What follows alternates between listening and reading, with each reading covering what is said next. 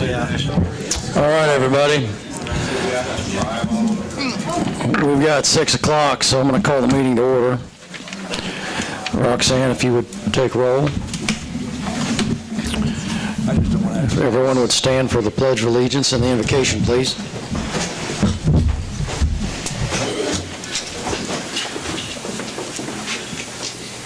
I pledge allegiance to the flag for which it stands, one nation, under God, indivisible, with liberty. Let's pray together. Heavenly Father, thank you for the privilege that we have to live in a town where people care about each other. The fact that so many people have showed out here today is a great example, Father, that you've put in this town people who care about the safety of their neighbors and friends. And Father, you've given us elected officials who are here to make decisions tonight. We pray that you would help them to make wise decisions, that you would help them to reach their decisions efficiently so that they can go home tonight and enjoy the rest of the evening with their families, along with all those here, Father. And we thank you for the many blessings that we have. We pray that you'd fill the needs in the hearts of the people in our community. We pray this in your holy name. Amen.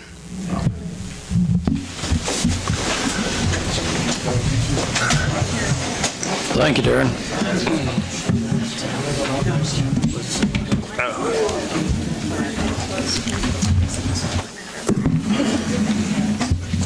Does the council have any comments on the agenda for this evening?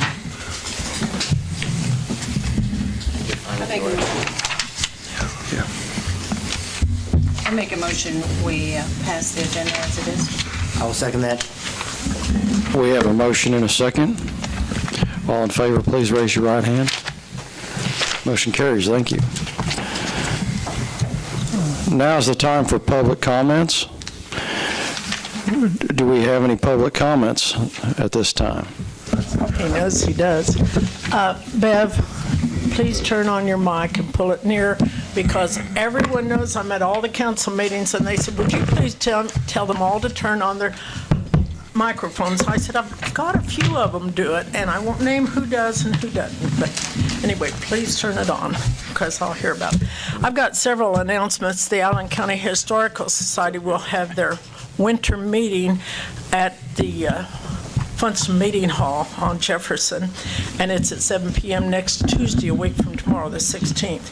And Iola reads, if you haven't read their new book, that's out, actually it's an old book, it's older than I am, it's the book out right now, The Lantern in Her Hand, and we're going to have speakers from original Iolians that were pioneers here. They're not still alive, but family members are, and so they're going to be there. That's at Dr. John Silas Bass on the 29th. It's a Monday. It's not your meeting time, at 7 o'clock. It's going to be good. And I just want to congratulate the high school bowl team. I read the paper tonight. Joel has 2 kids on it. I think it's wonderful that we have that Scholar Bowl, and we're going to the state. I think that's good. One last thing. I told you last time I had a grant ready to go in. Found out I couldn't apply for the grant because we have an open grant with that bridge with the city, so can't apply until October. But that doesn't stop me. I decided to go around and start collecting money, and I've collected $6,625 in 3 days.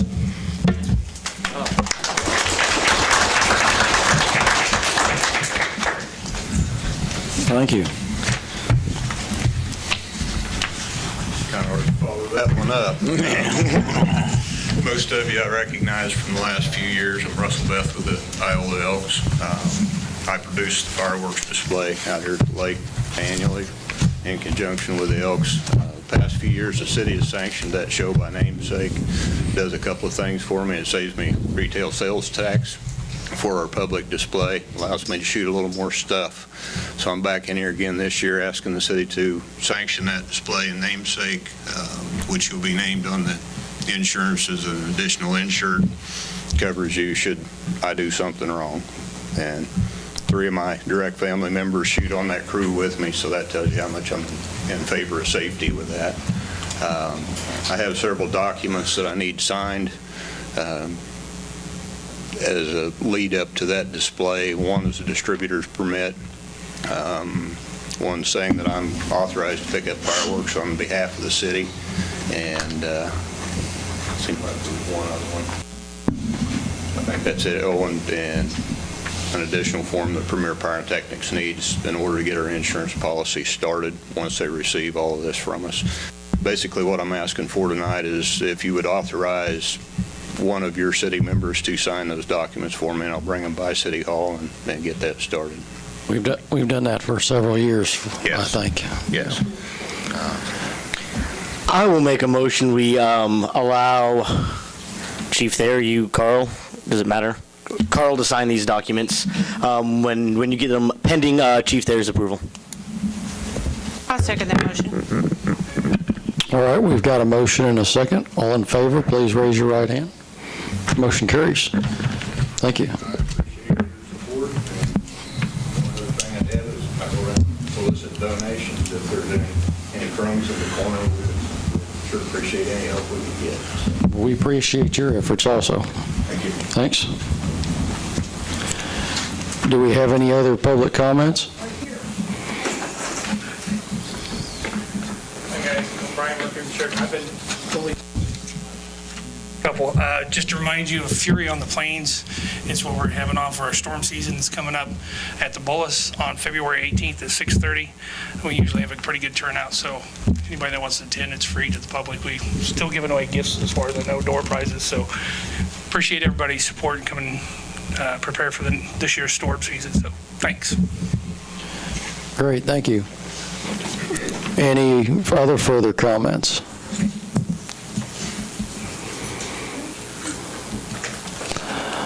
All right, we appreciate it. Does the council have any comments on the consent agenda for this evening?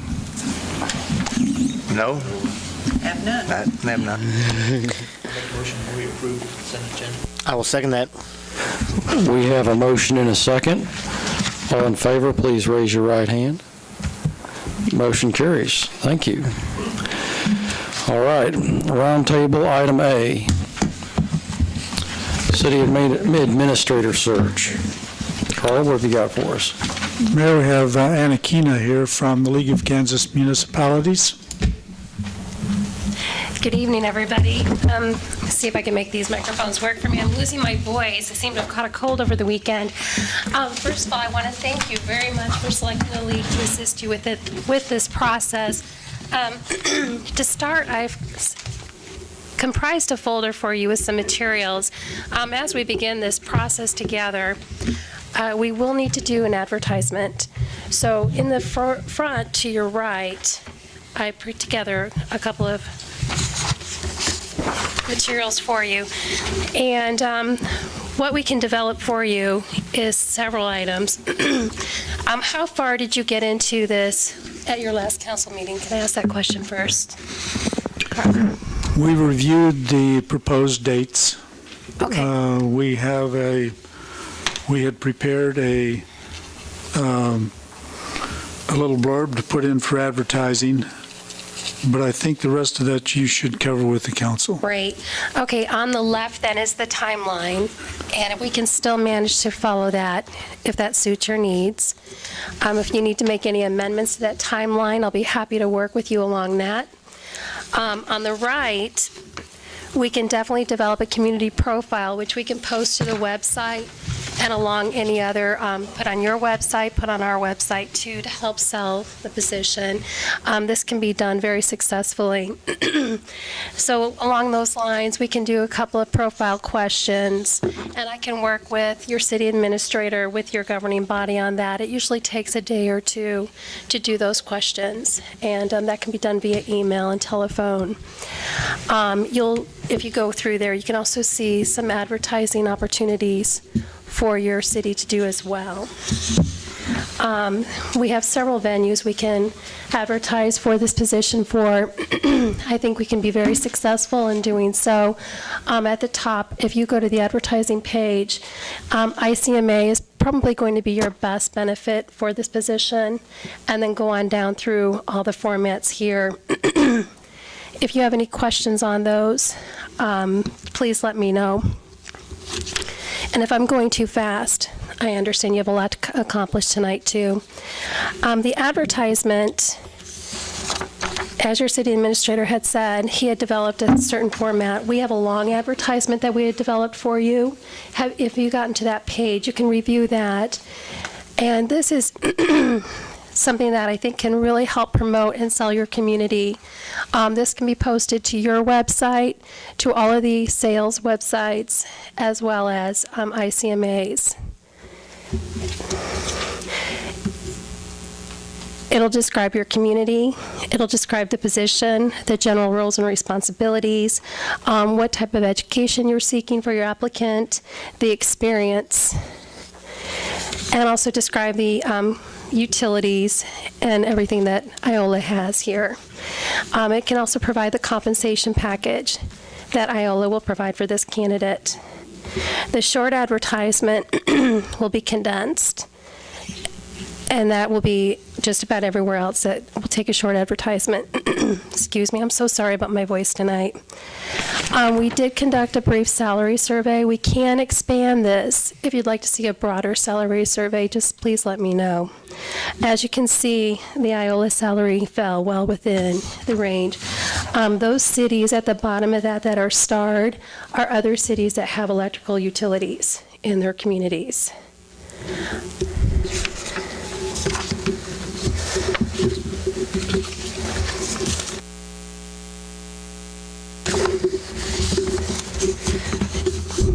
Are there any questions?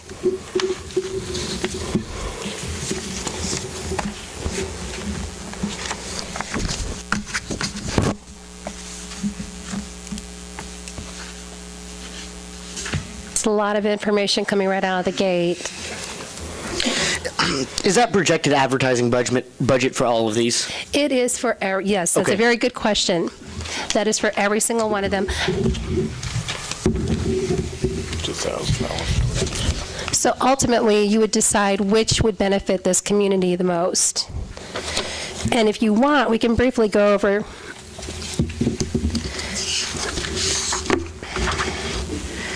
ICMA is going to be your most expensive.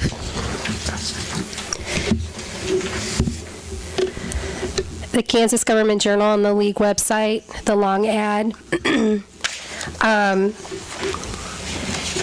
Kansas Association of Counties, I think would be most beneficial. Texas Municipal League seems to polling quite a few candidates and be very successful.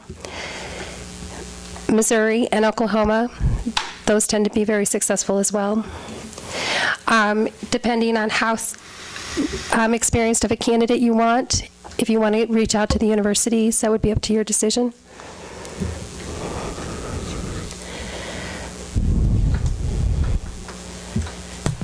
I think it's a good idea to reach out to the universities. I mean, you know, you don't know, you might get,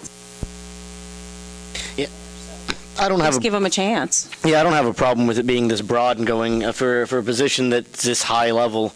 I think we should cast out a pretty wide net and see if Arkansas, Oklahoma, Iowa, our regional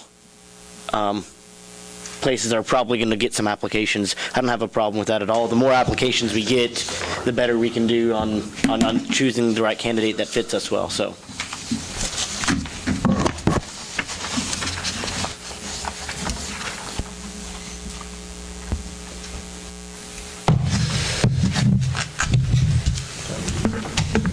When we're interviewing, I would like to have a group from the city sit in on that interview.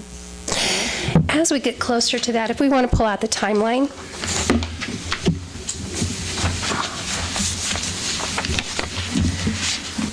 When we get towards mid-March, and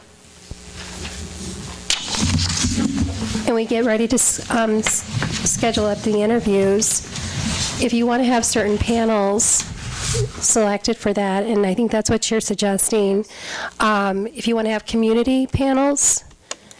People from the city, yes. Supervisors. Absolutely. That can be. Not always supervisors, Well, just from the, Well, I think we should have a few of them on there, for sure. well, that'd be all right. But not all.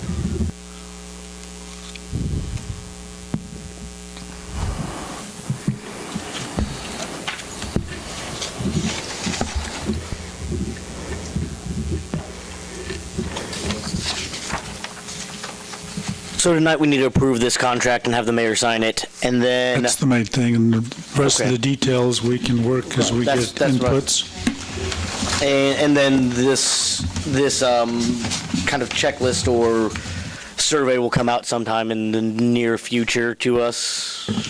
Yes, if you approve the contract tonight, then the council will get some homework, and if you complete that, then we'll move to the next step. I will make a motion, we approve the LEAPS contract with the League of Kansas Municipalities and authorize the mayor to sign it. I would second that. All right, we've got a motion and a second. Do we have any further discussion? All in favor, please raise your right hand.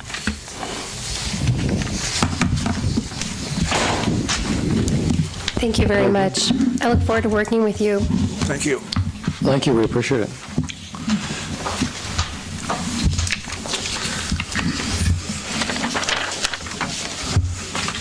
I'm not sure. All right, very good. Moving on to roundtable item B. Tobacco 21, Health Initiative. Good evening. Thank you for allowing me to talk to you tonight about Tobacco 21. Can you guys hear me? I don't know how to work these microphones. Good? Like this? Is that better? Okay. My name is Bobby Bonds, and I'm here tonight on behalf of the Rural Health Initiative and several other local organizations and groups to request that our city council consider raising the legal sale age of tobacco and nicotine products to 21. This has been a trend in many cities across the U.S. in recent months, with Olathe being the second town in Kansas to pass Tobacco 21, and that was just last week. There are currently more than 120 cities in 9 different states and 16 million people now living in Tobacco 21 communities. We ask this because Allen County has, Allen County has use rates for cigarettes and smokeless tobacco that are unacceptable. Our smokeless tobacco use roughly triples the Kansas average. Our rate for smoking adults is 9% higher, and our youth rate is almost double the Kansas youth rate. The youth rate pertains to kids 11 to 18, the exact age we're talking about. The largest number of new tobacco users comes from 18 to 21-year-olds.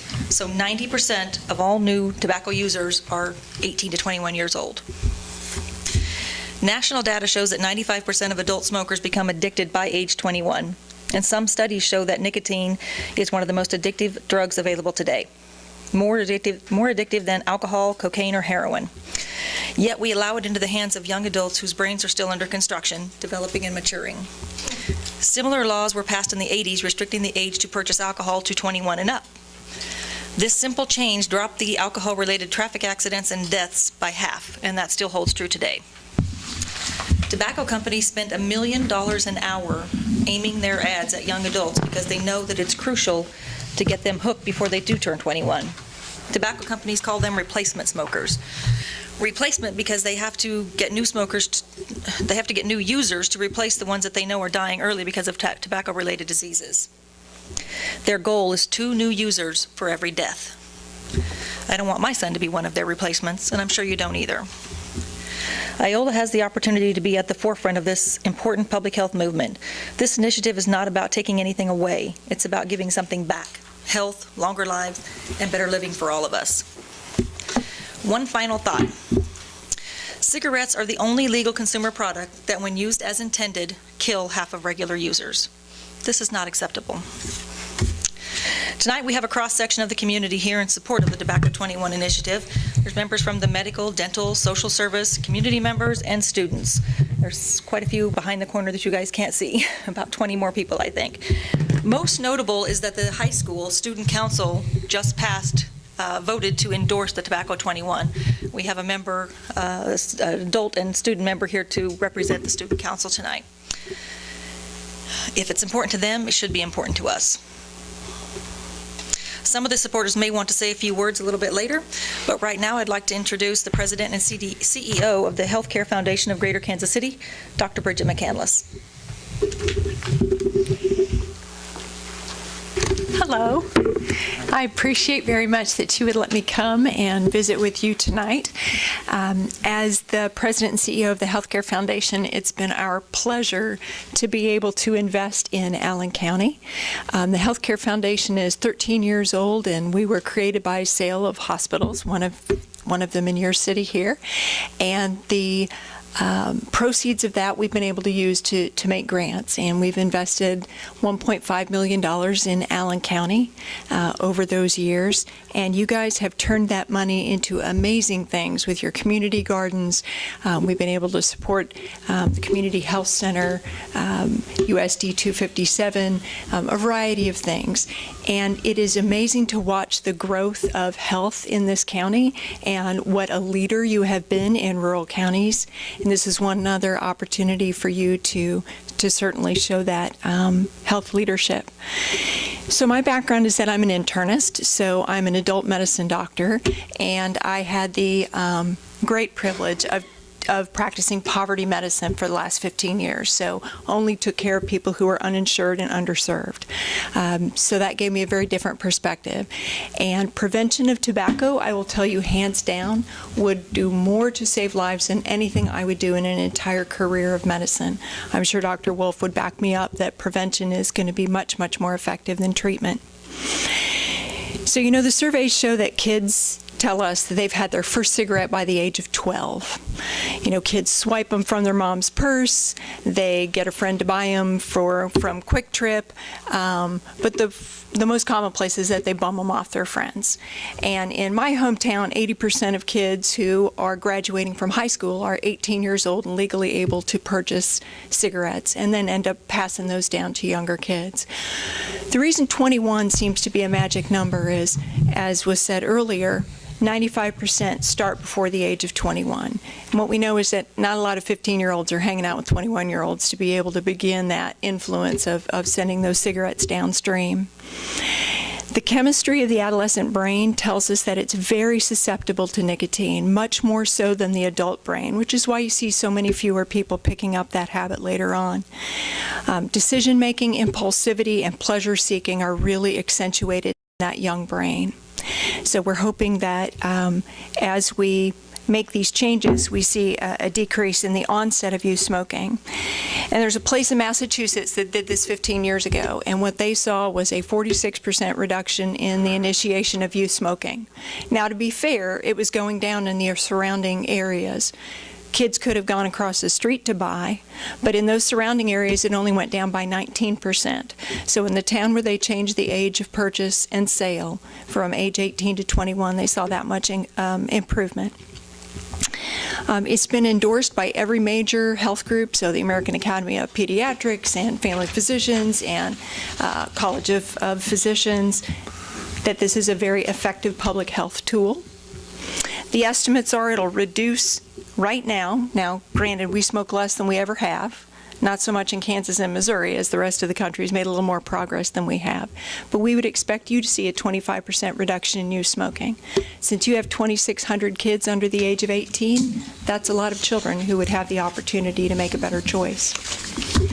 So it's not just cigarettes that are worth your consideration.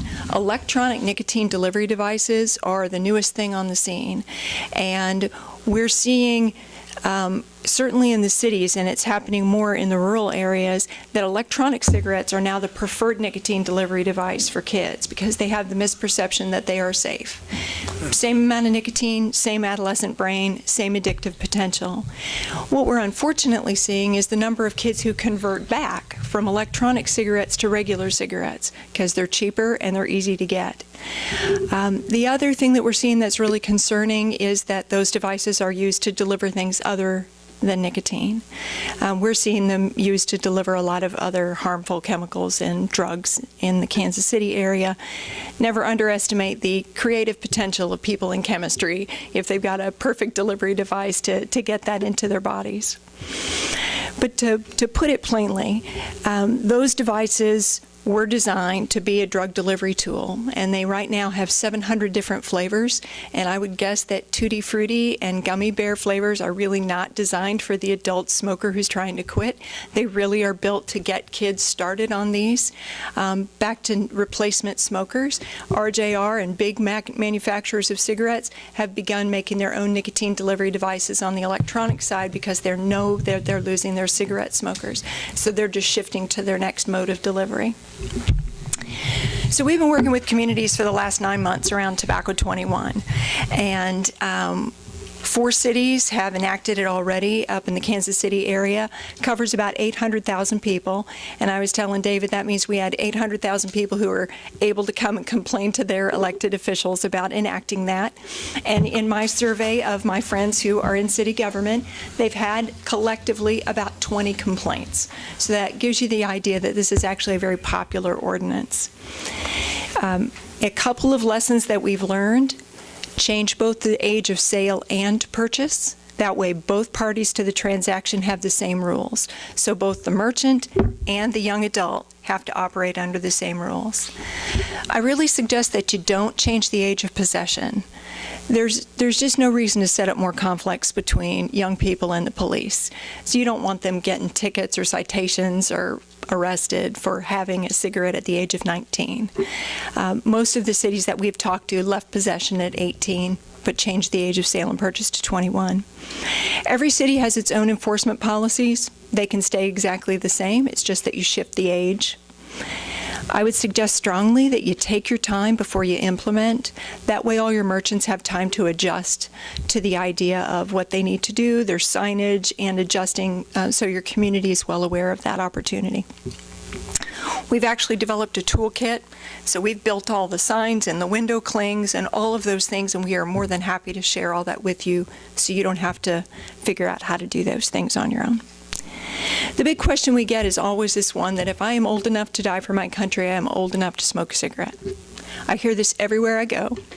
My sweet husband, who is retired military, also reminds me, and the Department of Defense does too, that the number one cause of mortality and morbidity for the federal government's DOD health budget is cigarette smoking, and that they have an entire section of their health committee that is dedicated to figuring out what impact that has on military readiness.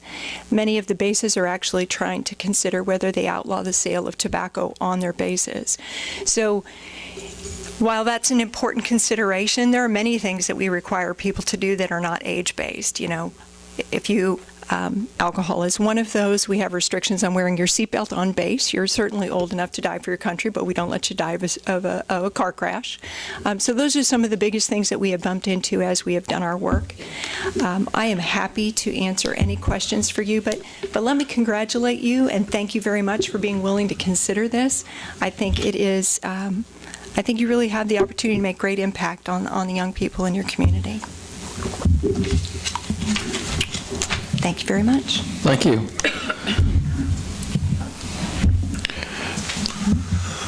Do we have anybody else who wants to speak on this?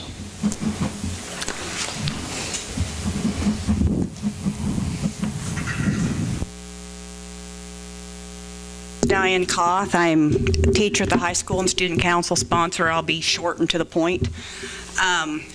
When Bobby asked me about it, we could not get a meeting in, so I emailed every one of the high school students that are in student council, which is about 30 kids. And not all kids read their email, high school email, I know. But I definitely had a majority of them answer, and 100% of them said they would back this. They wanted this. Yes, there's the argument, this is kind of a personal thing now, that if you're old enough to die for your country, why can't you buy a cigarette? Well, my dad was a vet. He started smoking as a teenager, young teenager. He died by the time he was 16, never got to see my boys. I'm from a long line of military family. I have cousins, I have uncles, I have grandparents. And I know cigarettes are free in the service, but I think that's wrong too. But if they can't drink, if they can't buy alcohol till they're 21, they can't vote till they're 21. There's a lot of stuff they're not supposed to do till they're 21. How come they can also buy a cigarette, which is, to me, just as deadly? Anyways, that's my opinion. Thank you. Thank you. Do we have any other comments? So, listening to all these people, listening to her and Mrs. Koth, yeah, I do disagree with it, and like they said, it's because mainly because if I'm able to go in the war and die for my country, then I want to be able to do it. Now, I'm not saying you should go and smoke. I mean, there's plenty of kids in here, and you should never smoke. Don't even smoke. Don't try any drugs or anything. I'm in multiple different drug prevention communities and organizations, and I think it's probably one of the worst things to do is smoke. But I don't think it's right to go and say you can't decide what you want to do, but you can decide, hey, you can go kill yourself. Well, not kill yourself, but go get killed to save your country and make sure everybody here can live a happy life. But you can't have what you want because it's not good for you. Now, I'm pretty sure going to war and getting shot isn't good for you either. I mean, I've never been shot. Are you in the service? Are you in the service? No, I'm 17. If I was able to go into service, I totally would. I have a disability. I mean, I like how I'm pretty sure you said it, that the service is trying to get it where there is no smoking in the service, and I think that's good. I mean, I think what we should be focused on is not trying to get rid of it, because if you raise it to 21, then it's just going to be 21 to 25 is going to be the age group of where they start, and it's just going to keep going up, keep going up, keep going up. And I just don't think that it's right to go and say you're not able to go and do this, even though you're able. I would like to point out, though, the one thing that was mentioned, it will be the point of sale and the purchase. So if you're 18 to 21 and somebody else purchases those tobacco products, you're not going to be in trouble for using them. You will just not be able to purchase them yourself. So there's still that opportunity to use that freedom that you want to have somebody else go run and buy that for you. Honestly, my husband's a DARE teacher. I've seen a lot of nasty stuff that he uses for his displays for the kids at 5th grade DARE. If you see the healthy lung and you see the lung of a smoker, you wouldn't want anybody to smoke. If you see the jar of phlegm that a person that has smoked their whole life coughs up in one day, it's disgusting. There are disgusting displays, and I've seen those. So again, it's not taking that freedom away, but perhaps it's going to keep kids from starting something that they probably would be better off not starting anyway. How I originally took it was not like that, but now how you say that, if you're still able to get it, then I would say go ahead.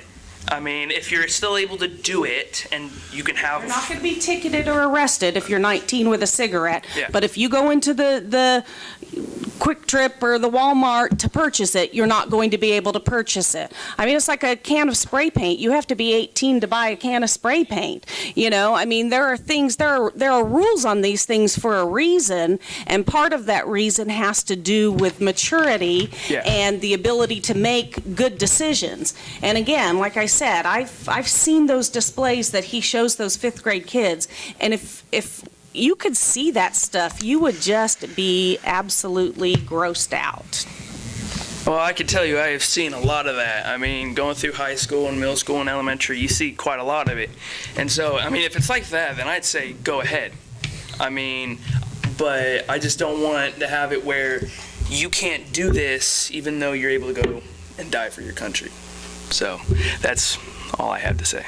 Hey, for the camera, could you tell us your name? My name is Jonathan Mall.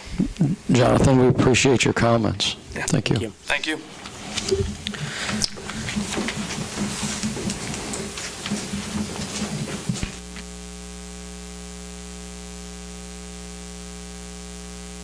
Hi, I'm Amy Carr, and I'm the coordinator for the drug-free communities, and I'll be really quick.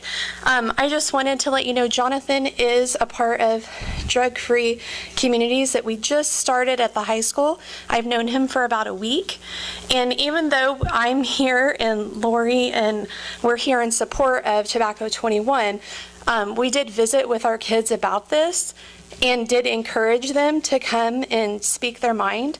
And so just to let you guys know, we are, proud of him for getting up here in front of you guys, even though he's in disagreement. It's a good thing that he did. I just Yeah. don't think he understood the way this was going to work. I mean, if it's 21 to purchase, and the person selling has to be 21, but yet if a kid is 19 years old and smoking a cigarette, it's not like they're going to get a ticket or they're going to get arrested or anything. And I don't think he understood that. Right, and I didn't realize that until I was here tonight either. So just wanted to let you guys know that you may be seeing more of our young kids at meetings like this, but we're trying to get them involved and educate them. So, thank you. It's not real easy at 17 to get up and speak your mind in front of a crowded room like this.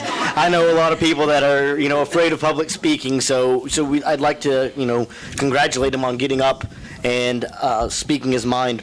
I'd like to then maybe start off with a little is there any more discussion? Do we have any more comments?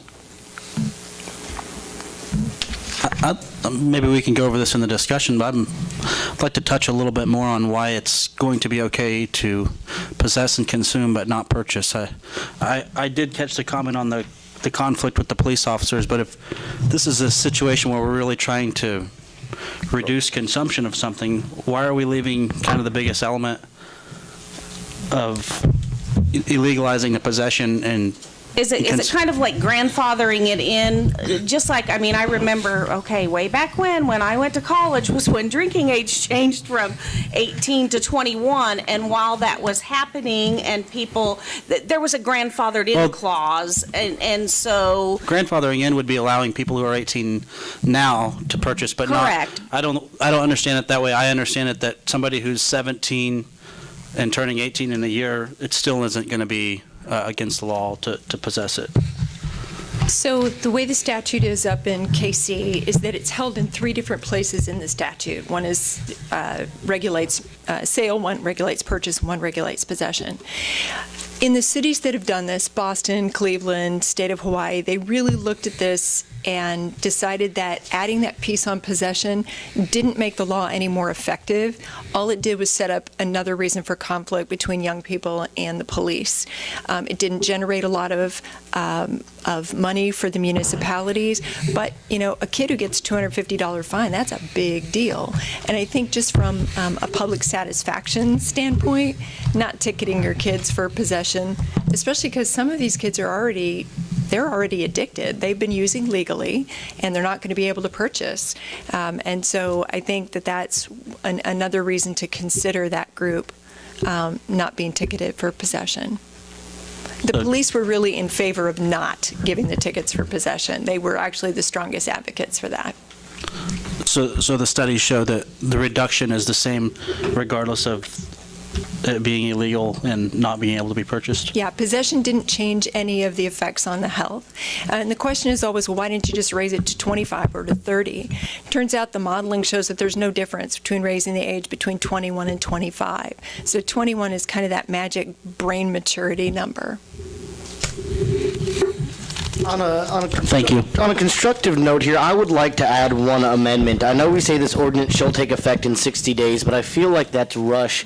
I'd like to amend that maybe to June 1st. I think that would be enough. I have a lot of kids or students at the college that do use the product. This would at least let them get through this semester and be prepared when they come back right before finals. I do not want to tell them right before finals, like the ones that are using already the day before finals, they can't go get their cigarette. At least this way in June 1, they would know, and I think that would help them out with the transition. That would give the local businesses longer too, and more time to get that educational information and the flyers and the window stickers and all of that stuff out and distributed as well. We are in support of that. I did have a comment from another student. Is that okay if she comes up? Yes. Come on up. I'm Jess Oakley. I'm a senior at the high school here in town.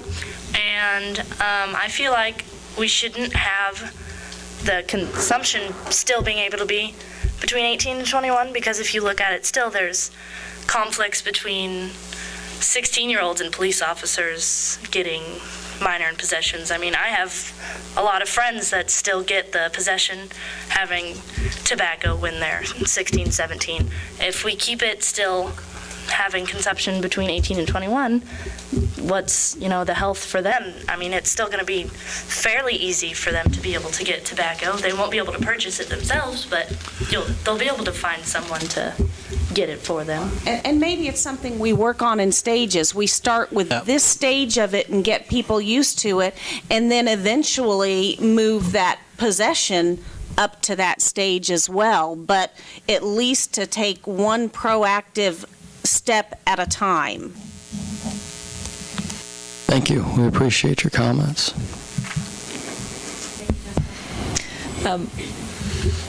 One other thing I wanted to note is that we are starting with Iola because Iola is a leader in the county, but we will be asking the other retailers, Humboldt, Moran, Gas, Mildred, to pass a similar ordinance. So at different times. So we have another community comment. Come on up. Community member? That's what will happen. It's only going to be effective surrounding communities. I'll make it quick, too. Angel Liberty, if you need that, lifelong resident. Former smoker, quit about 15 years ago.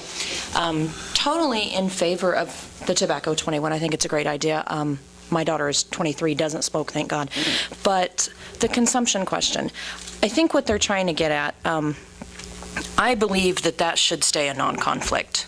And the reason I say that, I started smoking at 15. At the point of 18, I was legal, obviously, to smoke.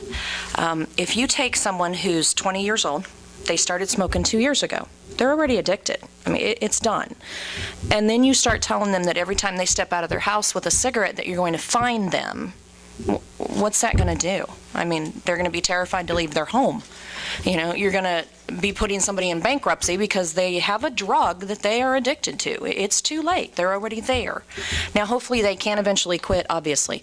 But in the meantime, if you're fining them $200 and $250 every time they're out smoking a cigarette, it's not going to accomplish anything but a huge conflict. It's already a done deal. So, the purchase and the selling obviously go to 21. I see absolutely no logic in the consumption going to 21. All I see is conflict happening. So, just my personal opinion. Thank you. Thank you. Also, we realize that there are going to be a lot of people that are already addicted and they're going to need help with this. There are cessation services out there. We work with Can Quit.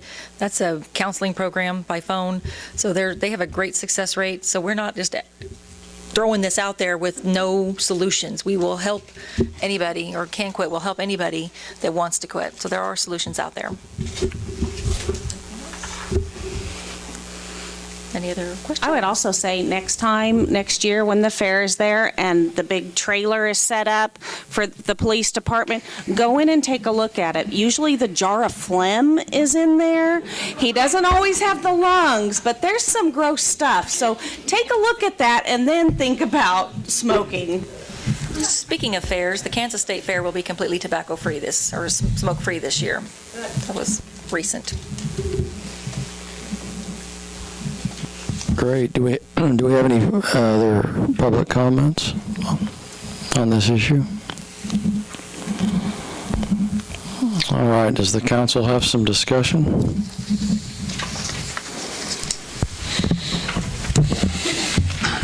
No. On one side that I do understand the ideas about personal liberty and being an adult at 18. I try to influence and, teach my students that they're legally adults at 18. But from a moral equivalency standpoint, I don't know how we can sit here and say we're going to outlaw this or we're not going to do something to try to stop this problem that we know is a problem, that we know is bad. I don't think any of us can sit up here and a moral equivalency be like, oh, it's fine because you're an adult. We sat here a year ago or 2 years ago and we said, if you want Sudafed, you need a prescription, period. Why? Because we knew that our city and our community had a problem. And that is people from other communities were coming in and buying large amounts of Sudafed and turning it into methamphetamines. Well, that's probably just as annoying if you're sick and you've got kids at home, now you've got to go to the doctor. But here then, I've heard some arguments from people in the community about, oh, what about the tax dollars? To me, that shouldn't be a concern of ours. Look, if they want to go to Gas or Humboldt, and Gas wants to be the only place in the county that doesn't sell, or that sells to 18-year-olds, because they want the money, that is not a community that I want to live in. That is not a community that I want, and that is not the mindset I want of, well, I think we can get rich selling cigarettes to 18-year-olds. I don't, on some respects, have some serious conflicts with the idea of telling adults what to do, but we do it all the time. I mean, literally And I know that at all the 18, time. kids really think that they know everything, but they do not. Yes. See, it's the same for me. Morally, I can't say no, but Well, and you are in the military, so, yeah, you know, and you look at that like I was where saying, you have served this country, you do serve this country. I started chewing at 15 and haven't stopped. So, I mean, maybe I'm a hypocrite, but I morally, how can you not want this? I mean, maybe I should just stop. That'd be. You need to That go would look be at best. you need to go look at the jar of phlegm. I didn't quite understand, is the tobacco chewing included in that? It's Because having been a hygienist since 1957, I've seen more cancer in the mouth than any other place. 3 months into my training in college, we removed a maxilla, that's your upper jaw, because of cancer. Chewing is the worst thing you can do. And I thought I taught you that when you come through school. I get it a lot. My mother-in-law is a dental hygienist. So.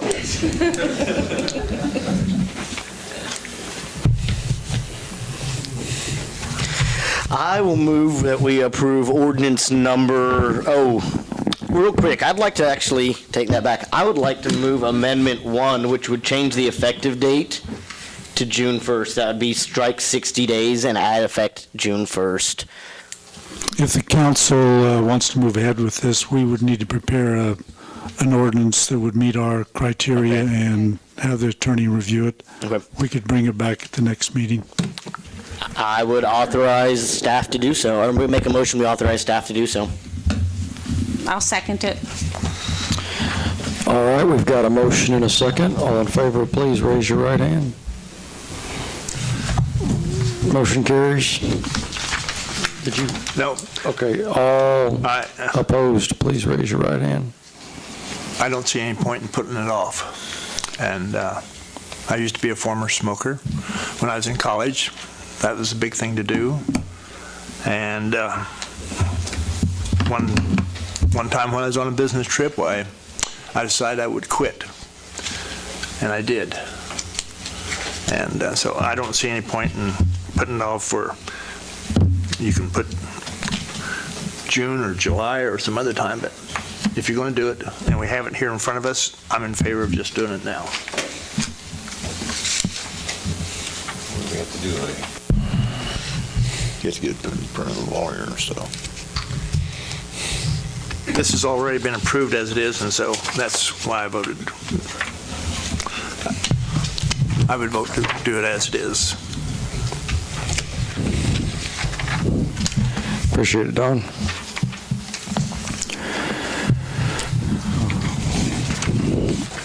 Well, the way that is, Carl, you're going to get it revised and bring it back, and we'll get it signed. Very good. Rock and roll.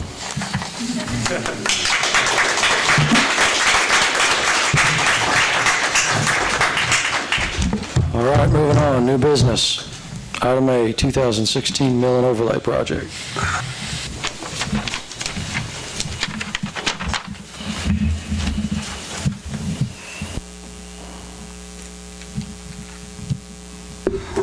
Corey requested I show up tonight to discuss this with all of you. I'm glad you're here, Dan. Thank you. I really am. This is something we look at, actually, we've had these, we've been looking at them for a couple years. Our last melt overlay project like this was done in 13. We used to do something every year due to the fact that some of the funding has been reduced. We now look at building up and try to do something every other year. You see the sections we have wrote down. These are the priorities we come up with. We number them in case there's one or two that we don't have the funding for, but we usually try to, when we send out for bid, do everything we have listed. I guess if there's any questions about what we've done, all we're asking for tonight is to send these out for bid. We'll send our bid form out to Kansas Contractor Association and about 3 or 4 different asphalt companies that we know of. I'm not sure of how many will be working in this area. There's not a lot going on in southeast Kansas as far as some asphalt work that I'm aware of this year, so, but we'll get the word out to them, try to bring something back to you toward the end of March. So if somebody wants to get this on their list of projects to do this year, we'll get it started early, I hope. Also, we would like for your approval tonight to send off the forms that we have to the state for the federal exchange monies, which is, we've got around $147,000 in that fund. We get somewhere around $60,000 a year from the state. They keep it until we request it. Don't know how much longer that'll last. If we don't use it once in a while, they have threatened to take it away from us. So that's about all we get from the state anymore. We don't have the ICE-T program. We don't have a 5-year program from the feds anymore. So this 90-10 money is about all we get anymore. That's one reason we haven't done any major projects for quite some time.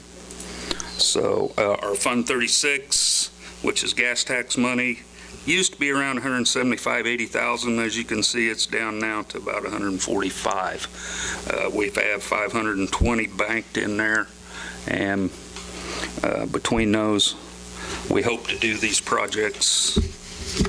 And take any questions if y'all have any.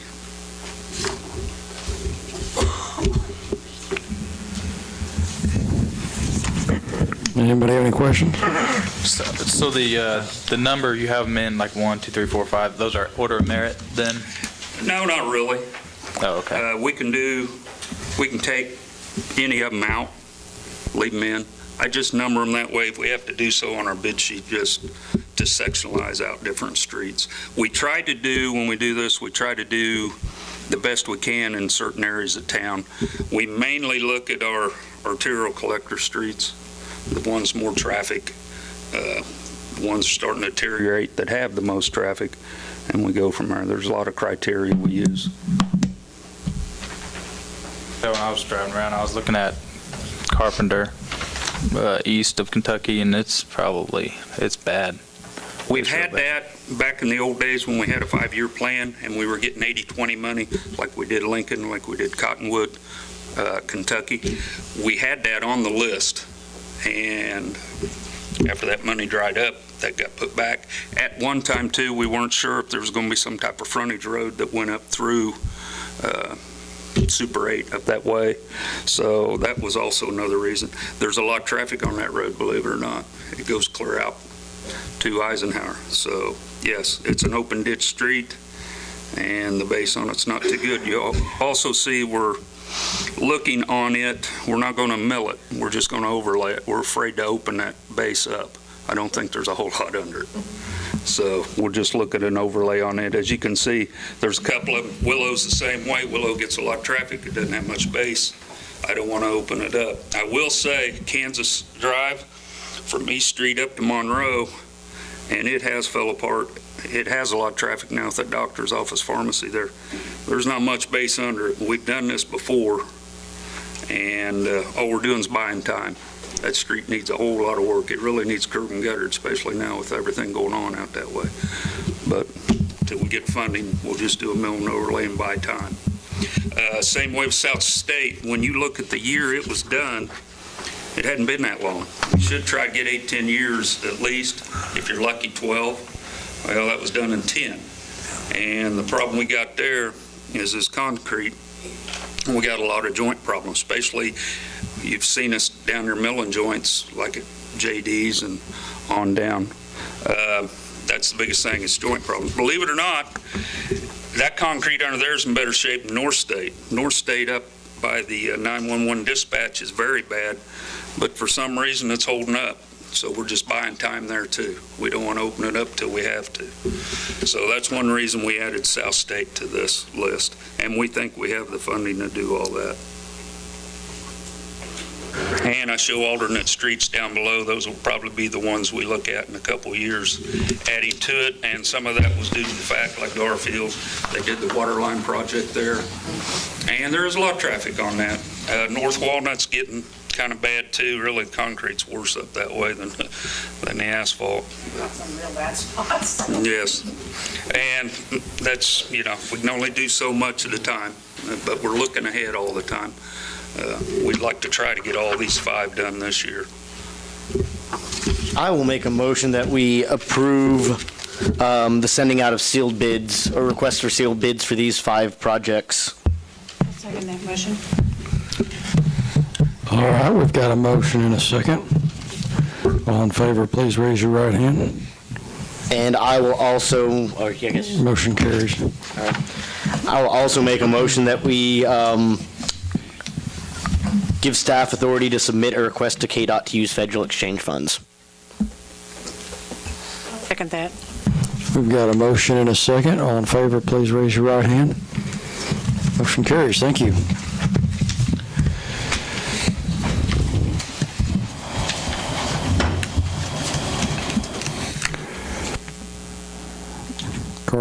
Carl, is that all you need on that? Excellent.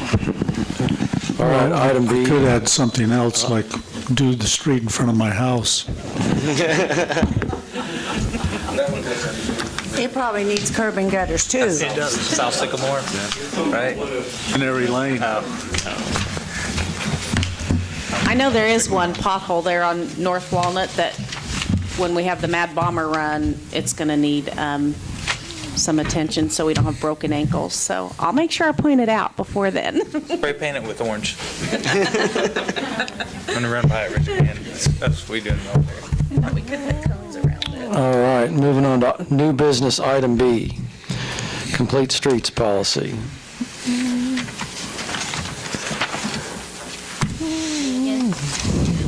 All right. So now I'm going to talk to you about a little bit about complete streets. Complete streets simply means that when any street project is addressed, all types and abilities of users will be considered, such as moms with strollers, differently abled, people that might be using wheelchairs or mobility devices, people that are sight impaired. It is well known that Iola has done a fantastic job when it comes to this already. A most notable example would be the State Street Sidewalk Project. But there have been several others. Sorry, I lost my place there.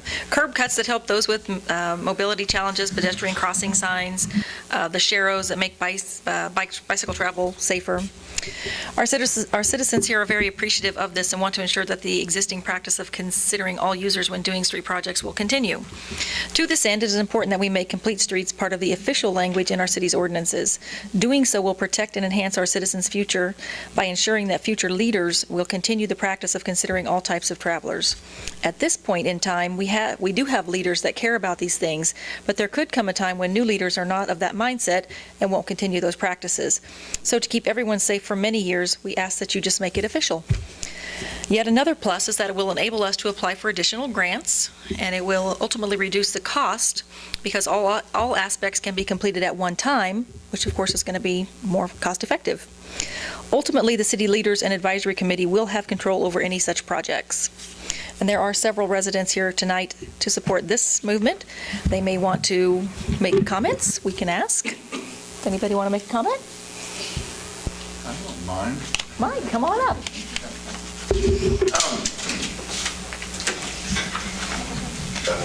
Am I near it? Okay. You're right there. Okay, there we go. I've left you guys alone for a long time, so I'll give it to you.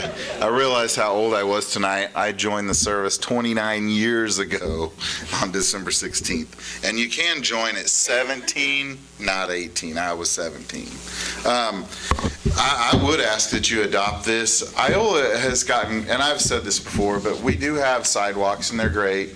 But if we don't have a good sidewalk, I have to walk in the street, and then one of Jared's officers has to stop me and ask me why I'm walking in the street. But it's more dangerous to walk in a yard than it is the street, because I can usually find the curb with my cane. But even over by the high school, I get lost because the curbs aren't always the same distance from, the sidewalk isn't always the same distance from the curb. And like Lincoln, you have all those jogs, and then you have the storm drains. So a lot of times you can't find the sidewalk, and I step in a drain and twist my ankle. So I would ask that we maybe try to keep some continuity in any sidewalks that we put in. And that's pretty much it. I do thank you. I do love living in Iola, and I appreciate your help. Thanks. Thanks, Mark.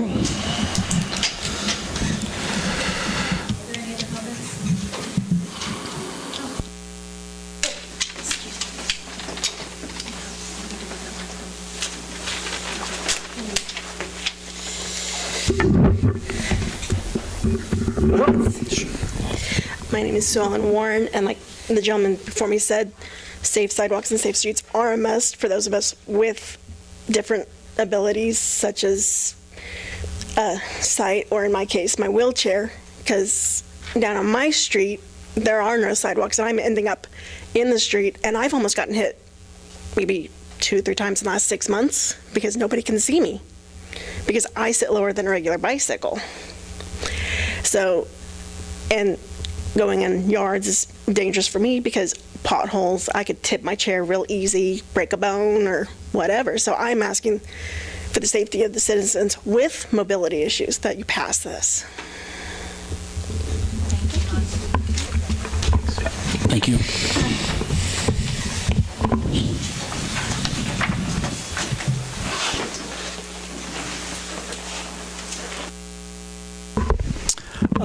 I'm Randy Raisa.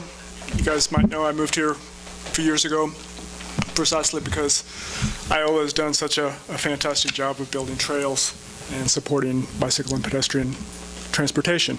And I think Complete Streets is just another step along those lines. We've been doing it, you've been doing it for years, and making it official city policy, I think, is a wonderful step.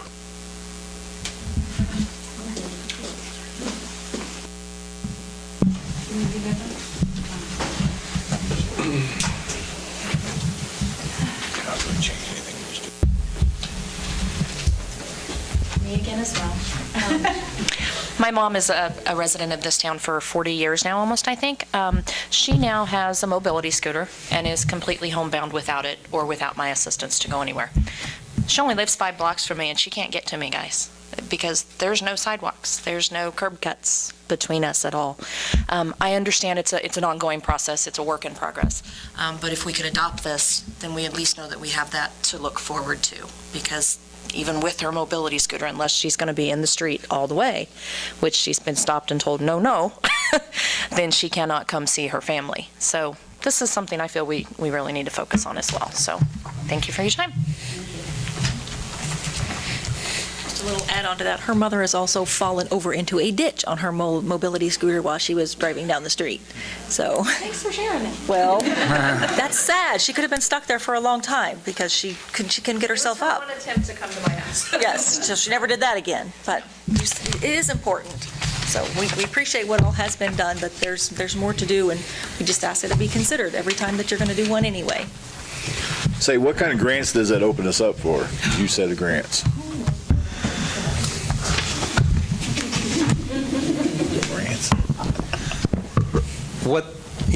Part of the value here is in making the statement about the type of community we are, that this is a progressive community that's committed to active transportation, committed to ensuring that everybody, regardless of what their particular abilities are, is able to partake in the life of the town.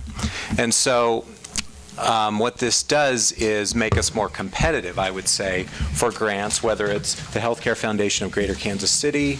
You know, part of what they look at in their healthy eating and active living grants is what's going on in the community. And this is one more thing where we can say, look, Iola is at the forefront of rural communities in the state. It's passed a complete streets ordinance. There's several of them that have been passed around the state, but they're in Lawrence, Topeka, larger cities. It's very rare to do this in a small community. So I think what this does is simply make us more competitive for grants in the health world broadly because we're showing our commitment.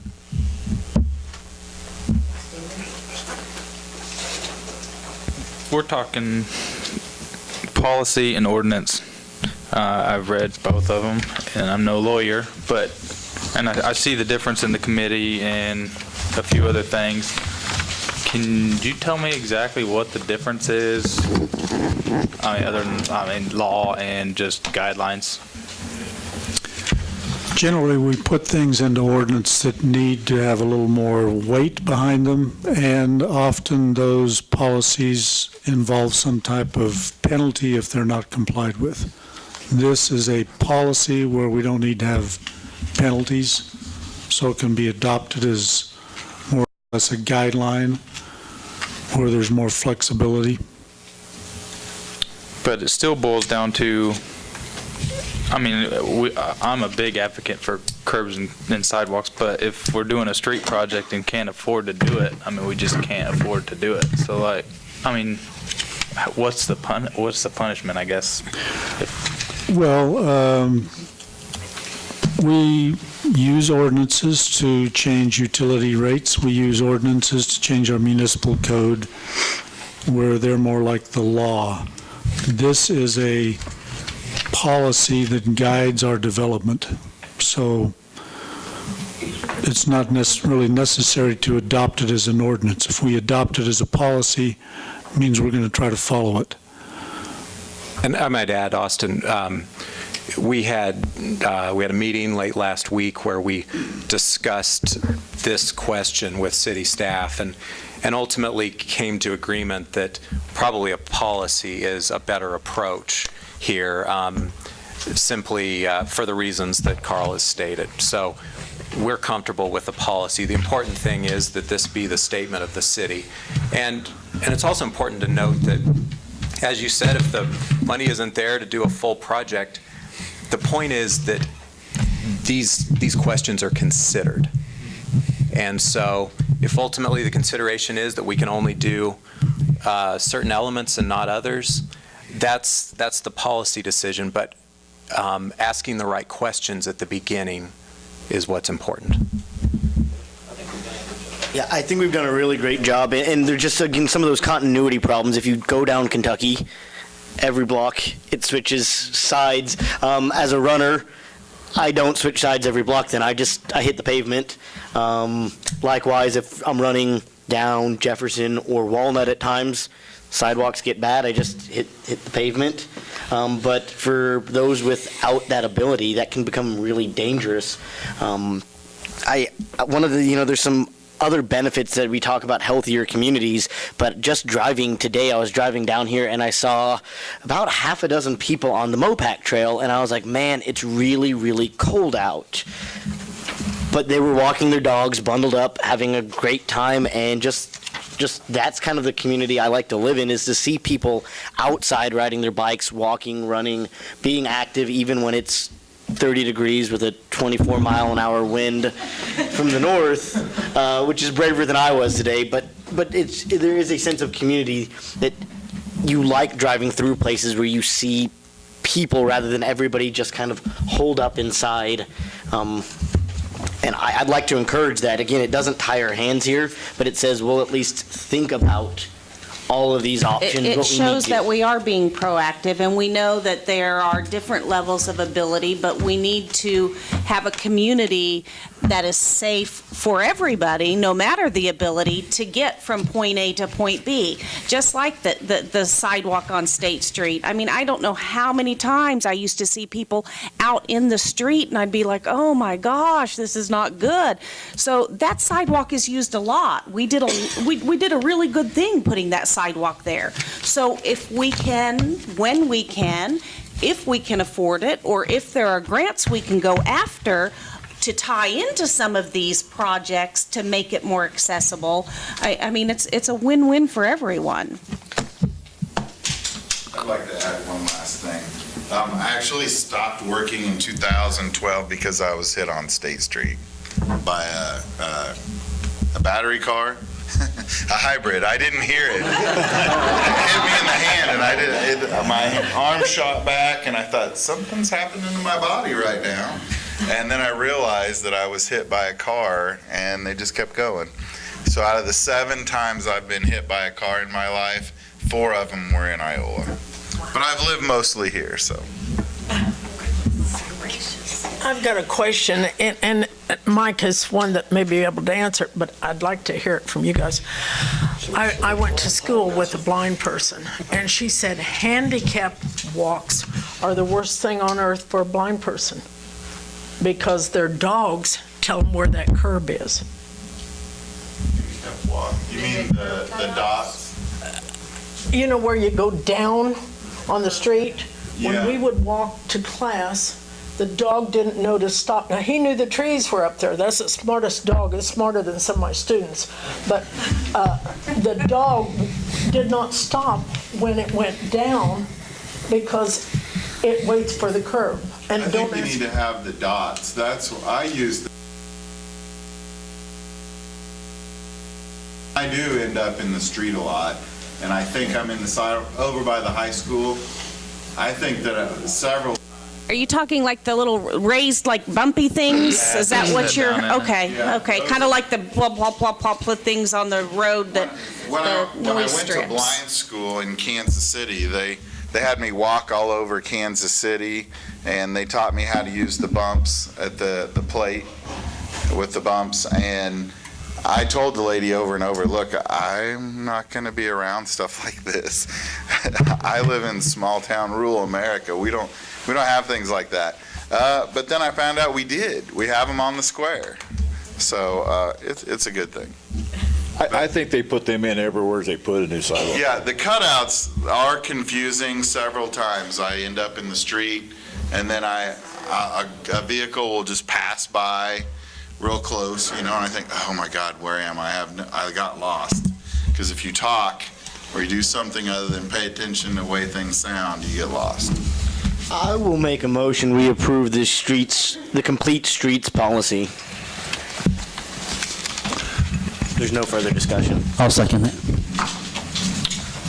All right, we've got a motion and a second. Do we have any further discussion? All in favor, please raise your right hand. Motion carries. Thank you. Carl, I'd also like to put on future agenda on that sidewalk program we have, that we talk about raising the ADA part from 150 to a higher number too, just on the future agenda. 3. You can't hardly put them in for that.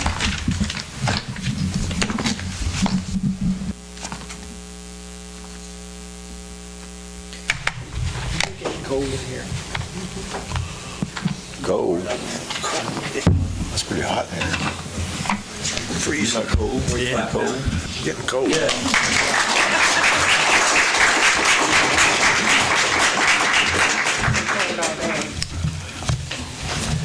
I work outside all day long. It's cold up here. So now you've approved the complete streets policy. We actually had 2 policies in there. You didn't really specify the first one or the second one. One of them has a provision for an advisory committee. The other one didn't. Essentially the same thing. One of them is pretty much Lawrence's picture that we documented. Which one does staff prefer? Staff preferred the one that was adopted from Lawrence, which did not have a specific provision for an advisory committee. I will make a point of clarification and say that one then. Yeah. I will say, do we have a differentiation in names of these? Can I call one A and one 2? A and B. A and B, and you would prefer B over A over B, all right. I will make a motion, we would approve policy A. I'll second it. Okay. We've got a motion and a second.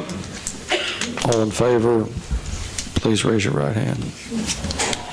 Motion carries. Thank you. I thought the deal was between ordinance. That's what I did policy. too. I did too. Two policies. All right. Thank you, everybody. We're moving on to new business, item C, Rural Water District number 7. What do you got, Carl? Over the last month or two, we have had some, I guess starting about 2 or 3 months ago, we had a request from Rural Water District 7 to consider taking over their water district. The city currently provides water for that district. We looked at the options, we consulted with the Kansas Rural Water Association, and they enlightened us that there had been some legislation passed by the legislature that authorized takeover of a water district, provided that the city currently was providing water to the district. I'm not sure exactly how long that's been, but it's been a number of years that we've been their source of water. So,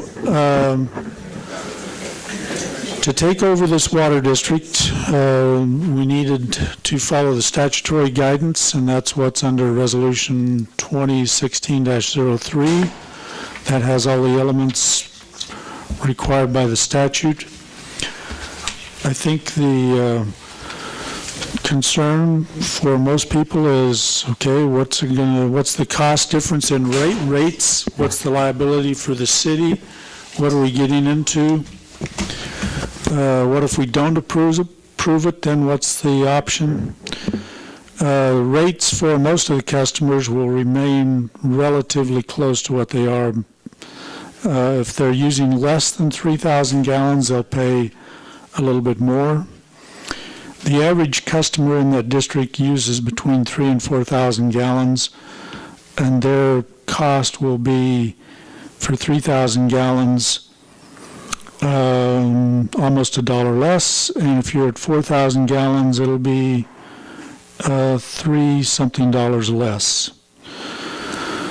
So what does the city benefit? At this point, not a whole lot, other than they're bringing their balance in their fund, which would be used to update the system a little bit, provide for changing all the meters, which we need to do because their meters read in gallons and ours read in units, cubic measurement. So we need to switch those out, and that will give us an opportunity to make sure that they have all new meters and a variety that's very accurate. And beyond that, it'll be like taking on any other new development. It has a certain liability that could be a future expense, but they're contributors to our system. There's been some questions, I think, by members of that district. Will you raise rates on us?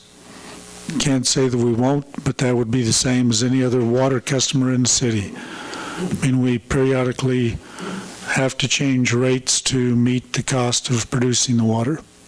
They already see the rates increase because they're on our system. So yes, every time we do raise rates, we pass that on to them as a wholesale customer, and then they've had to raise their rates a little bit to correspond. Questions? How much maintenance on the lines do we add to ourselves? It is a large geographic area. I think they're entirely PVC, so they're not at least old as a lot of the lines inside the city limits, and we do have plans on the proposal. Exhibit D. Exhibit D are what our current plans are to make the upgrades with the funding that's available.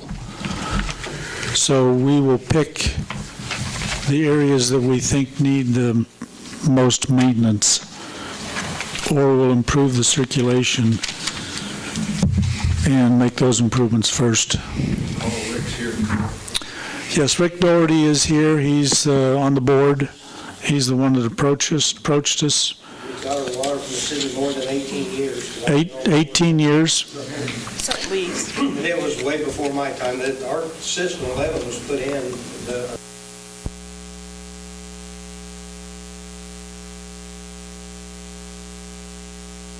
So four out of the 5 board members have signed their petition to us, and at the board meeting last Thursday night, they passed their resolution. So we do have a signed copy of the resolution and their petition. The 5th member is out of state for the winter. We could get that signature, but there's a majority of their board that approved it. If the council decides to do this, there's a 60-day protest period. If 10% of the customers decide to submit a protest, then it goes before a vote of the members of the water district. So right now, we're looking at, though, the money that they have is basically enough money to make whatever needed repairs and everything that happens. And looking at these where you say base meter rate, so will those base meter rates that they're paying change to what our customers here change? Correct. So that goes up for them. Is that, In but the some units, cases. yeah, so we're not taking on a huge liability, and it's not going to be, another $100,000 worth of money we have to come up with for any kind of repairs or anything like that. I mean, that's. You got future repairs. Who's been doing the repairs?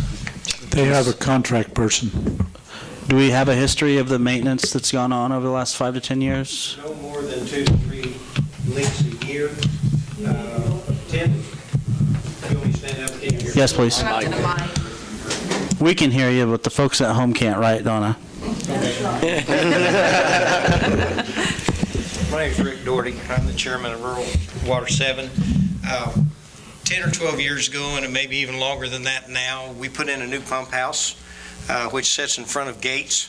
There's some trailer houses set there, and that pump house that sits to the northeast is ours.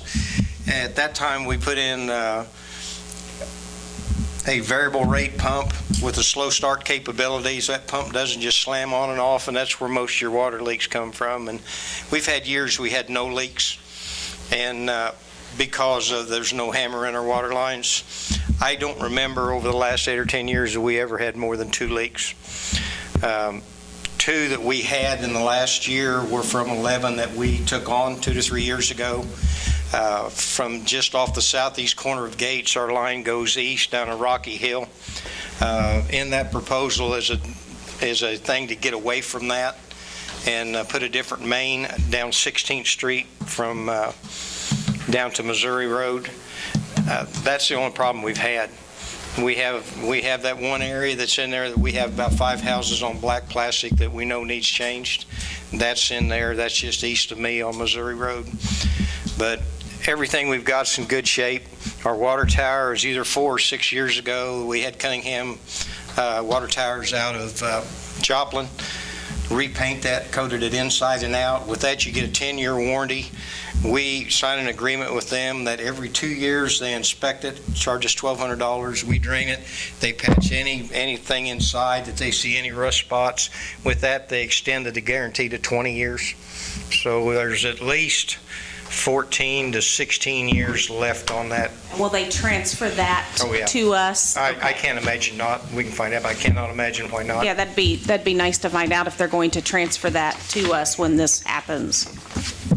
If not, what we've seen, the twice that we've drained and did it, there wasn't anything, they went in and there was no issues. So that's at $1,200 every 2 years, that's a $600 annual cost.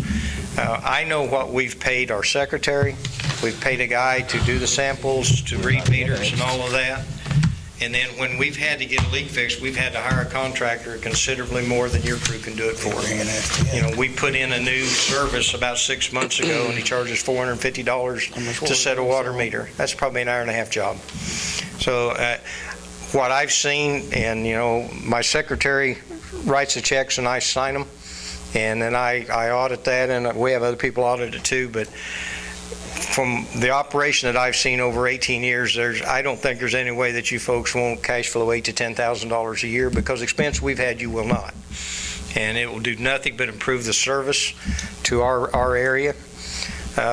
We had 70 houses, and when we took on 11, that took us to 100. And we're trying to do it with a volunteer board and a very part-time employee, and it's just getting really hard to do. And with the regulations that just keep coming, we do not have a licensed operator. I've had people that have agreed to do that for me, and they've told me they don't want to do it anymore. Their liability is, if my guy messes up, it's their license. And I fully understand why, you know, Toby Ross gave me the book to do that, and it looks like an encyclopedia to get your license. And quite truthfully, none of the board guys, we all have a life other than, you know, rural water. We get nothing. I've given my time for 18 years because I appreciate the fact that I had water. So do you anticipate any of the homeowners on this system to We had about 20 at not the meeting want Thursday. We had 20 at the meeting the other night. I've never seen more than 5. And there were a lot of questions asked. They were concerns. And I'm glad they showed up. So many times people just back up and start talking and, you know, stuff that's not true. And we answered every question there. And I've had, since the meeting, I've had no contact from anybody there. And one guy at the meeting said, and he's pretty outspoken, he said, I came here against this, and I see exactly what you're doing. I'm totally for it. There's no downside to my district at all. Again, anything above 3,000 gallons, our people are going to be better off. And but the big thing is a service that the city can provide, and, you know, we just don't have anybody who can keep track of it. It looks to me like you're going to have a district of 500 or 600 homes to afford a full-time employee and have your backhoe and have your licensed operator. And that's why I think the state has done this ordinance. If you read it, they did it exactly to help people like us. The day of the small district is over, and I don't think it's done yet. It's going to take us quite a while to get the meters changed, isn't it? Not really, Bev. That's about a 20-30 minute deal to the meter. There are some meter pits that need replaced, and they figured that in the cost. Okay. We have $50,000. And it's going, and that's way more than enough to do You're transferring that over to us. everything. Councilor I had some questions about that, Corey. I just kind of added, you don't have totals on 4 through 7 in Exhibit D. We only put down the first few. Our priorities may change a little bit. Okay, because just the first 3 is already 31,000 of our 50 we're talking about that. The district out there is, Mitch and I and Eric have drove it, and Carl was with us that day. I think Toby was with us as well to look at the water tower. You know, we took over a district that was a lot smaller than that north of town here 2 or 3 years ago that had about 20, what's Rule 3? Wasn't it 3, Roxanne, that we took? It was by Boyer's addition, but it took in about 20 houses, and really after we take it over and get things converted into our system, it's not too bad. The meter reading is probably going to be the biggest obstacle for us, because it's not like a geographic area here in town and she can walk 10 blocks and hit them. You know, there's 100 meters and they're scattered over, you know, 10 miles out there. Is it? Yeah. Is it feasible to put remote readers in? We looked at that, and that would be rather expensive. Our meter reader is just part-time, right? No, she's full-time. Is she full-time? Okay. Mitch and I have talked about different options of how we could do it. It may be the case where we send out one of the crew guys to read them that day, that month, instead of, and it may be that we can organize Tammy's routes to fit it, but, you know. Just have the homeowners report it. I live out there. But we could check it. We can check it. It doesn't work. No. And I do think the options that Mitch and Eric have identified to go out there will solve a lot of the water leaks, because the area that Rick talked about between the Gates pump house, where Gates is at, down to 1600 Street, is where most of their water leaks were at. I've worked in some cities where they do the water readings every 2 months. Is that something we've ever considered? If we had problems reading it, particularly in the wintertime, sometimes we do that. Yeah, we can But estimate. generally- There's snow on the ground. I'm just thinking from a labor standpoint, you could cut your labor in half, couldn't you? Larry, I think, said it took him, 4 hours to read them? So 4 to 5 hours to read them out there. And So we did get a quote, ask a vendor to give us a quote on what it would take to make these remote readouts. It's pricey. I think, the meters themselves are not such a big issue. I mean, that would raise the price from somewhere around 60 or 70 per meter to 100 to 110. But then when you get the telemetry and the different Weller software and the handheld device, it adds another 10,000 onto it. And you still have to drive by them fairly slowly, don't you? Like, you can't just Well, it piece them depends all at once. on whether you have a touch read, a remote read from a drive-by, or you have a strictly remote where you put in antennas, so you don't even have to drive. So each one adds a little extra cost. If we're It's looking only another 4 to 5 hours, though, of time. That seems manageable. 20,000 total? there's no way we can. I'd have to go back and reread the proposal on all the little add-on items, but it would have taken a good chunk of the $50,000 to upgrade it entirely. Well, and also, you're looking at their meter reader 4 hours with one person essentially, and his wife driving him around.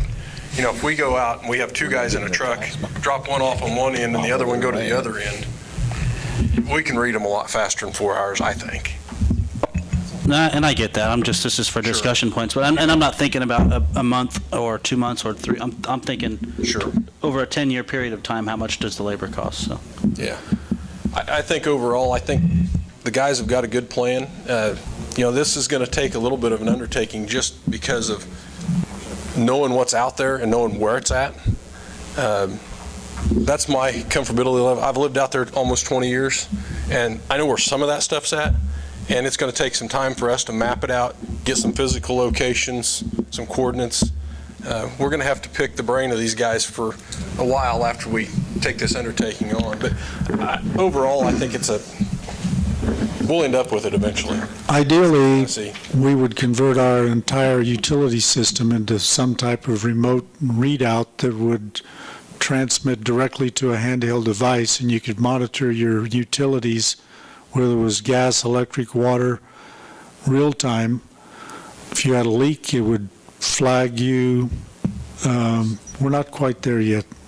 I think at some point, probably not in the not too far distant future. I mean, a lot of people are going to want to have that information available, but it's quite expensive. It seems as though you've got the cooperation of their board, though, and like you said, if you've got them to help you and to get this figured out and mapped out, and, I think overall, most of the residences out there, between 5 or 6 of them, we can pull them all and figure out where that stuff's at. It's just going to take time to physically walk it and pull those locations, and we've got an idea where it's at. So another consideration is, when I was talking this over with staff, Mitch Phillips said, well, if you really want to make it improve something, we have other areas that would benefit more from having remote readouts than that particular district. So anyway, kind of backed off of that, pursuing that angle.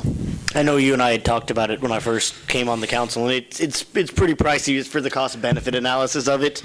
Well, for the whole city, it was over $1 million just for the residential meters. We looked at it a number of years ago. Water It was lines and expensive gas lines, we could back put in for then. that. I'm going to, if there are any other questions for Corey? So I'm just back to my original question. These aren't must-dos to take it over, correct? Maybe the first 3, but we're already almost to our... And I don't have that in front of me, Austin, but I think there's a couple of improvements that need to happen once we take it over to eliminate some of that. The meters will take place immediately. You know, like I said, it won't take those guys a couple days to a week to replace those meters. I mean, it's... Yeah.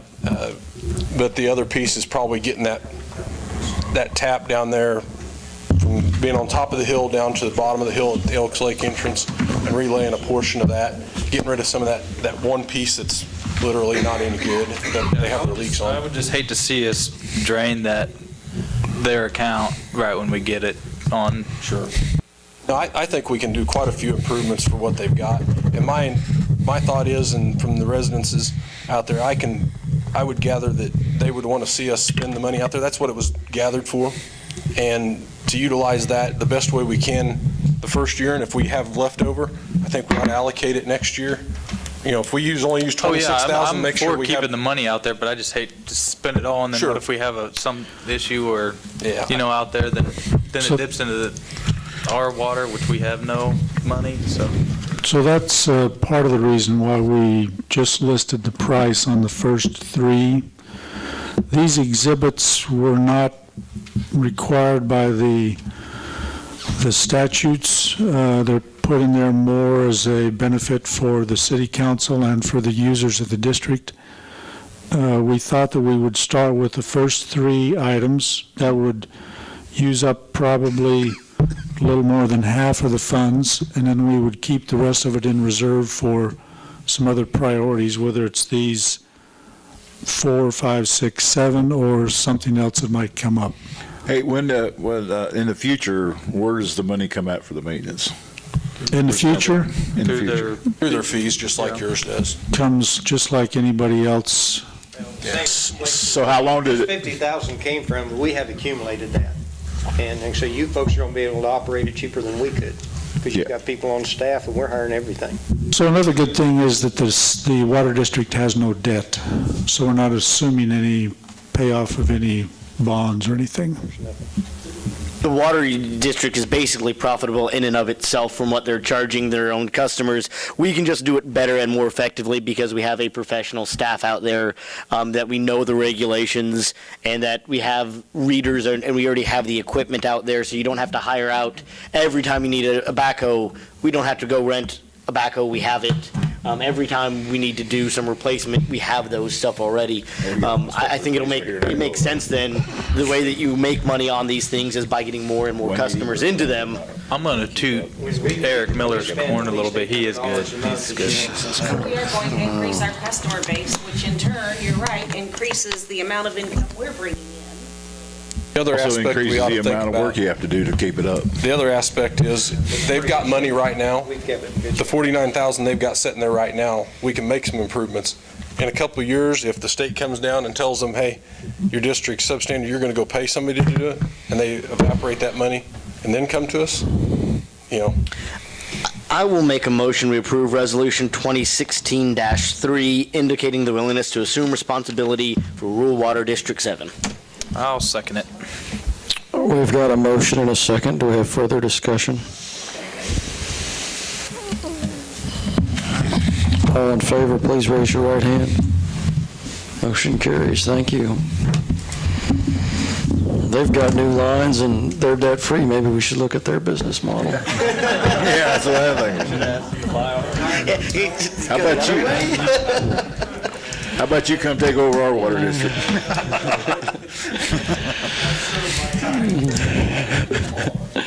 David, how long do you need on this executive session? 10 to start. I would like to call an executive session under trade secrets and invite Carl and David back for 10 minutes. Yeah. I'll second it. Okay. All right, we've got a motion, a second. All in favor, please raise your right hand. Motion carries.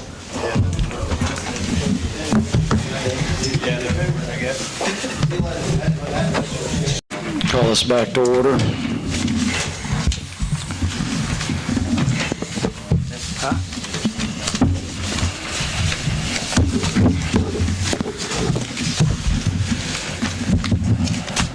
Moving on to council and administrator reports. I don't have anything extra tonight. John? No report tonight. Thank you. Nancy? Yeah, I don't think I have much to report. Just thanks everybody, and everybody, keep up the good work. Great, thank you. Beverly?